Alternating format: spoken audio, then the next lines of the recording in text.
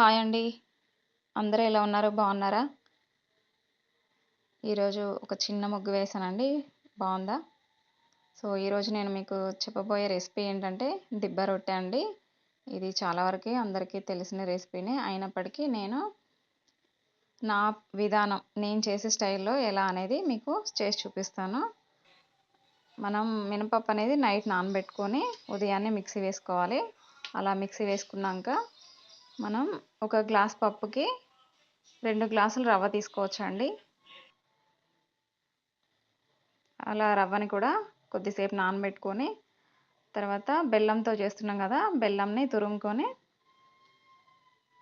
బెల్లం మన టేస్ట్‌కి సరిపడా స్వీట్ ఎక్కువ కావాలంటే ఎక్కువ వేసుకోవచ్చు, తక్కువ అంటే తక్కువ వేసుకోవచ్చు.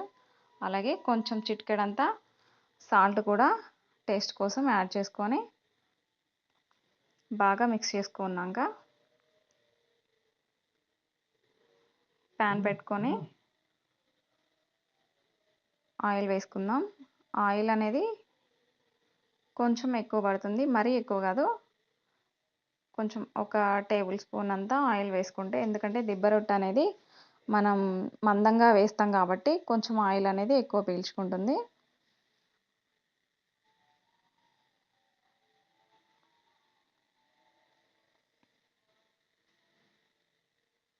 చాలా టేస్టీ రెసిపీ అండి.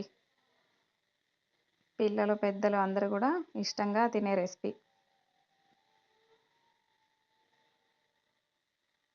అది చిన్న గరిట, దాంతోటి ఒక 3 స్పూన్ల వరకు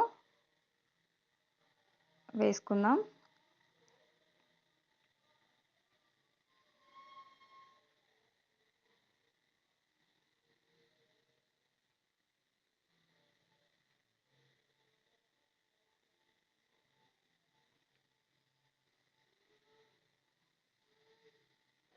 ఇలా వేసిన తర్వాత మనం మూత పెట్టుకోవాలండి.